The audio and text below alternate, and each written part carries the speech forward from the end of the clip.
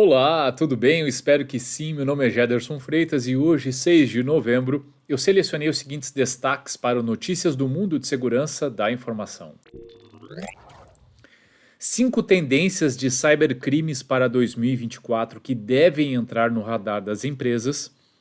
75% das instituições de saúde tiveram dados criptografados e maior aeroporto do México sofre de ataque cibernético. E eu começo com essa notícia que fala: 5 tendências de cybercrimes para 2024 que devem entrar no radar das empresas. Especialistas em cibersegurança têm alertado para cybercrimes cada vez mais sofisticados e automatizados. Com a tendência crescente da digitalização dos negócios e das informações pessoais, golpistas veem oportunidades para orquestrar golpes e arrancar dinheiro e dados sensíveis das vítimas. Para 2024, a ESET, empresa de detecção de ameaças, destaca algumas tendências de cybercrimes em curso, melhor dizendo, que devem estar no radar das organizações para que elas possam agir de forma proativa. O comportamento criminoso cada vez mais normalizado entre os jovens, as próprias vítimas sendo alvo de múltiplos ataques, os estados aliados aos cybercriminosos e o roubo de dados como uma epidemia de fraude são algumas dessas tendências. Na lista a seguir, os especialistas da ESET detalham as principais tendências de crime online para 2024. 1. Estados se aliam aos cybercriminosos. Durante anos, as atividades patrocinadas por estados e os cybercrimes foram áreas muito diferentes, com o primeiro girando em torno da espionagem cibernética e ataques destrutivos para fins geopolíticos e militares, e o cybercrime se concentrava apenas em ganhar dinheiro. Entretanto, a Agência Nacional do Crime, NCA, do Reino Unido, observa cada vez mais uma convergência entre essas duas áreas. Isso não se manifesta apenas no fato de que alguns atores usam técnicas de crimes cibernéticos para roubar dinheiro para o Estado, mas também no fato de que alguns governos ignoram as atividades de ransomware e outros grupos. Há uma ligação crescente entre o crime organizado e os estados nacionais. Na verdade, há apenas 3 meses, a equipe de pesquisa da ESET alertou sobre o caso do grupo apelidado de Asylum Ambuscade, que transita entre o crime e a espionagem. Se essa estratégia se torna generalizada, se tornará mais difícil atribuir as violações, ao mesmo tempo em que potencialmente fornecerá aos grupos criminosos conhecimentos mais sofisticados. 2. Roubo de dados alimenta uma epidemia de fraudes. No Reino Unido, a fraude já representa 40% de todos os crimes, com 3/4 dos adultos atacados em 2022, seja por telefone, pessoalmente ou online, de acordo com a NCA. Isso se deve em parte a uma enxurrada contínua de dados comprometidos que fluem para os mercados da Dark Web. As informações comercializadas nesses mercados não são apenas estatísticas, ou melhor dizendo, não são estáticas, como dados de cartões, mas são coletadas de vários pontos de dados extraídos do dispositivo da vítima. A cadeia de suprimentos dos cybercrimes, do roubo de dados à fraude, pode envolver muitos atores diferentes, desde intermediários de acesso inicial e hosters, até fornecedores de contraprogramas anti-malware e serviços de criptografia. Esta economia baseada em serviços é surpreendentemente eficiente, diz a ESET. 3. As mesmas vítimas como alvo de vários ataques. A forma como o cybercrime funciona hoje significa que mesmo as organizações que acabaram de sofrer um ataque não podem respirar aliviadas. Isso ocorre porque os IABs vendem acesso de vários agentes de ameaças às mesmas organizações, o que significa que o mesmo conjunto de credenciais corporativas comprometidas pode estar circulando entre vários atores de ameaças. Os grupos de golpistas também estão melhorando a maximização de seus lucros com as vítimas. Eles podem entrar em contato com eles depois de roubar seu dinheiro, se passando por advogados ou policiais, e oferecer ajuda à empresa da vítima em troca de comissão. 4. Phishing ainda é eficaz. O phishing tem sido um dos principais vetores de ameaças por muitos anos e continua sendo uma das vias favoritas para obter nomes de usuários e informações pessoais, bem como implantar malware. Os humanos ainda são o elo mais fraco da cadeia de segurança, junto com o protocolo RDP de força bruta e a exploração de falhas de VPN e meios de phishing carregados de malware são a maneira mais comum de obter acesso inicial às redes corporativas, de acordo com o relatório. Há poucos indícios de que os invasores mudarão de tática enquanto o phishing permanecer tão eficaz. O uso generalizado de kits de phishing ajuda a automatizar e reduzir o nível para cybercriminosos menos qualificados tecnicamente. E 5. Comportamento criminoso entre os jovens. Os sites da Dark Web sempre foram um lugar para negociar dados roubados e ferramentas de hacking e também conhecimento. De acordo com a Europol, os usuários que procuram e recebem recomendações sobre como evitar a detecção e como tornar os seus ataques mais eficazes continuam a persistir. Tutoriais, perguntas frequentes e manuais de instruções oferecem ajuda sobre campanhas de fraude, lavagem de dinheiro, exploração sexual infantil, phishing, malware e muito mais. A Izete explica que alguns sites que operam na web clara ou superfície a que nós utilizamos também são usados para recrutamento. Um relatório de 2022, mencionado pela Europol, afirma que 69% dos jovens europeus cometeram pelo menos uma forma de cybercrime ou de dano ou risco em linha, incluindo branqueamento de capitais e pirataria digital. Preocupa, né? Acho que é um estudo bastante interessante, né? E quem quiser, obviamente, saber mais detalhes pode acessar essa matéria e que está presente no fórum itforum.com.br, está nesse site. E eu queria chamar a atenção para pequenos pontos dessa matéria que são preocupantes. Primeiro, as mesmas vítimas como alvo de vários ataques. Significa dizer que é preciso rapidamente identificar a causa raiz, né, do porquê um incidente aconteceu, por que ele se materializou, e ser capaz de contornar, e ser capaz de rapidamente analisar todo o ambiente para verificar o que mais foi criado eventualmente para tentar buscar uma persistência nos acessos. E olhem, vejam o tipo de golpe, né? Sabendo do ataque, se colocar à disposição como sendo policial, sendo advogado, para conseguir mais dinheiro e não só isso, para persistir dentro do ambiente, quem sabe até extrair mais informações, aplicar diferentes tipos de golpes. Então é preciso estar muito esperto, muito atentos a esse tipo de situação. Quando a gente fala do phishing, a gente fala da engenharia social, a capacidade de enganar as pessoas e fazer com que elas acreditem naquelas mensagens e tomem algumas ações. E o que preocupa é que essas técnicas de engenharia social estão cada vez mais sofisticadas, muito em virtude da inteligência artificial, do advento da inteligência artificial, que tem contribuído para que essas peças, seja do que for, né, desde mensagem até um vídeo, um áudio, etc., engane até os ouvidos mais treinados. Então, não é uma questão se esse contexto está presente e o quanto ou quando você vai treinar as pessoas, mas é preciso começar imediatamente. Se você não está inserido nesse contexto de treinamento, de capacitação das pessoas, precisa começar o quanto antes.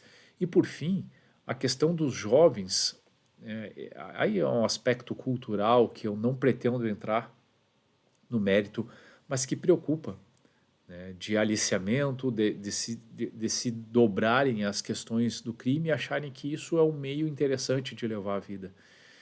Precisamos trabalhar muito forte os aspectos culturais, educacionais e eu espero sinceramente que os países se mobilizem para criar leis severas e que contribuam uns com os outros a fim de identificar e acabar com esses grupos criminosos. Infelizmente, como trata o primeiro tópico dessa matéria, alguns países têm muito interesse em que isso continue existindo, infelizmente. 75% das instituições de saúde tiveram dados criptografados. Uma nova pesquisa setorial intitulada O Estado do Ransomware em Healthcare, ou né, nos cuidados à saúde 2023, elaborada pela empresa de cibersegurança Sophos, revela, entre as instituições avaliadas, 75% tiveram dados criptografados em ataques de ransomware. Essa é a maior taxa de criptografia do mercado nos últimos 3 anos e representa um aumento significativo em relação ao ano passado, no qual 61% das companhias do segmento relataram ter tido dados criptografados. Além disso, apenas 24% das empresas atuando no setor de saúde conseguiram interceptar um ataque de ransomware antes que os invasores criptografassem seus dados, ante 34% em 2022. Essa é a menor taxa de interrupção relatada pelo setor nos últimos 3 anos. De acordo com o diretor CTO de campo da Sophos, Chester Winiewski, parte do problema é que os ataques de ransomware continuam a se aperfeiçoar e os invasores estão acelerando seus cronogramas de ataque. Outras conclusões importantes do relatório são: em 37% dos ataques de ransomware nos quais dados foram criptografados com sucesso, eles também foram roubados, o que sugere um aumento no método Double Dip, em que mais de uma ação é executada. As organizações de saúde agora estão levando mais tempo para se recuperar, com 47% precisando de pelo menos uma semana, em comparação aos 54% no ano passado. O número geral de ataques de ransomware contra organizações de saúde diminuiu de 66% em 2022 para 60% em 2023. Credenciais comprometidas foram a principal causa dos ataques de ransomware contra a organização de saúde, seguidas por vulnerabilidades. Percebam que esses dois pontos continuam persistindo entre as principais fragilidades. Olha, pessoal, pelo menos desde 2020. 3 pontos, e interrompi aqui a leitura da matéria e já retorno a ela, 3 pontos precisam, invariavelmente, teria um quarto, né, que diz respeito a olhar para os riscos ligados a fornecedores, mas eu prefiro me concentrar em 3. 3 são realmente fundamentais. Vulnerabilidades ou gestão de vulnerabilidades. Gestão de acessos ligados a credenciais, exposições dessas credenciais e, como bem disse a matéria anterior, engenharia social. Esses 3 pontos precisam invariavelmente estar na estratégia de todos os executivos de segurança. E claro, se você já está com planos muito consistentes em cima desses 3, olhe também para a sua cadeia de suprimento, por seus principais fornecedores, porque a grande maioria dos ataques começam por aí. Seguindo na leitura, as organizações de saúde que pagaram resgate diminuíram de 61% no ano passado para 42% neste ano. Esse número é menor do que a média de 46% em outros setores. Uma boa notícia, né, finalmente. Em 2016, o Hospital da Cruz Vermelha de Córdoba, na Espanha, sofreu um ataque de ransomware que atingiu servidores e criptografou centenas de arquivos, registrou médicos e outras informações importantes de paciente.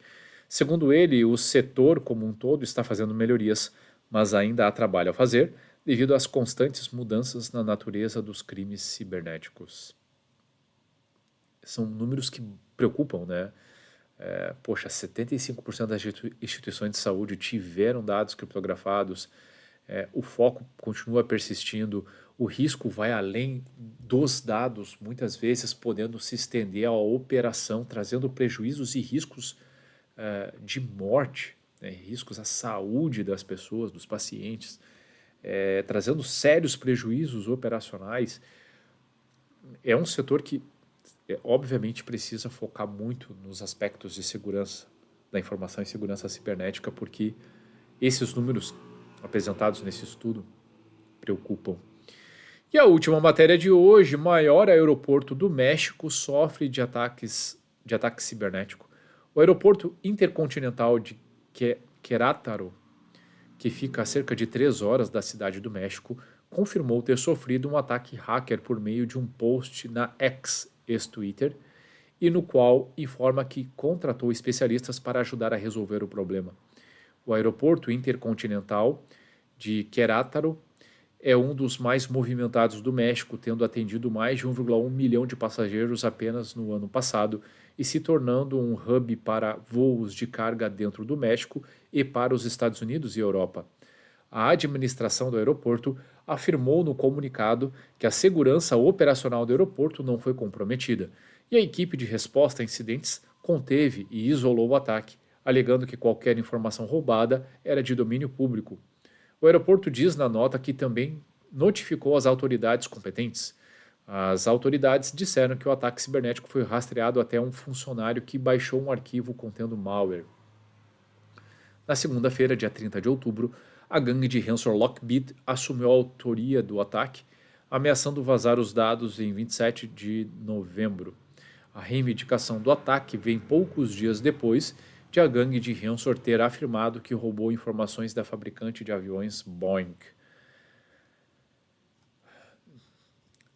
Percebam que tudo converge, né? Quando eu falo, por exemplo, dos aspectos de engenharia social e de treinamento das pessoas como um dos principais pontos, isso citado na primeira matéria, mencionado, né, de certa forma, não muito na segunda, mas de certa forma também, e a terceira colocando como causa raiz do incidente cibernético que parou o aeroporto, um grande aeroporto, como sendo uma ação de um malware que um funcionário acabou tomando uma ação, provavelmente num ataque de phishing.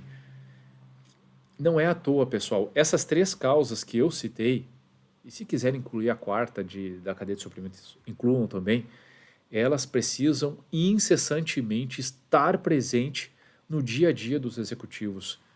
E eu digo incessantemente, incessantemente mesmo, avaliando qual é o cenário atual, o que precisa ser feito para melhorar, para equilibrar a experiência do usuário, mas aumentar o nível de segurança, colocando múltiplo fator de autenticação, onde tem serviços expostos, visando, ajudando os usuários a usarem sistemas que facilitem a autenticação quando dentro do seu ambiente, mas que evite o reaproveitamento de senhas, enfim, treinando os usuários para que reconheçam os ataques de engenharia social, principalmente de phishing, cuidando para que sistemas desenvolvidos ou adquiridos não tenham vulnerabilidades ou tenham o menor número de vulnerabilidades possível, trabalhando aspectos de segurança em profundidade, diminuindo a superfície de ataque. É isso. Parece simples, não tem nada de simples. É fazer isso o tempo todo, é avaliar o tempo todo, é melhorar o tempo todo. O pior que pode acontecer é ter uma falsa sensação de segurança, ou seja, implementar controles e dizer agora eu tenho controles para lidar com essa situação. Você tem certeza disso? Você está avaliando o quão eficazes esses controles são? Você está preparado para detectar comportamentos anômalos? Porque óbvio que controles tecnológicos, momento ou outro, podem falhar. É um serviço de anti-malware que faz um controle também de conectividade que eventualmente passa ali por um problema naquele servidor, ele para de rodar, ele congela. Uma falha. Pode acontecer. Pronto, seus controles não estão mais presentes.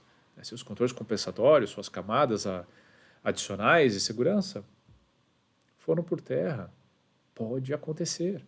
Então você precisa identificar, monitorar e identificar comportamentos anômalos e estar preparado para reagir muito rapidamente. Tudo isso é muito importante e deve compor, obviamente, a estratégia de segurança. Bom, pessoal, o que eu tinha selecionado para hoje era isso. Espero sinceramente que vocês tenham gostado. E se você gostou do conteúdo, se fez sentido para você, então curta, salve, compartilhe esse post ou marque as pessoas que podem se beneficiar desse tipo de conteúdo. Eu tenho certeza que fazendo essas ações, podemos fazer a diferença trazendo mais cultura de segurança da informação. E se você ficou com alguma dúvida, tem alguma crítica ou sugestão, fique muito à vontade para deixar comentários ou mandar mensagem diretamente para mim. Combinado? Ótimo dia, ótima semana e até a próxima.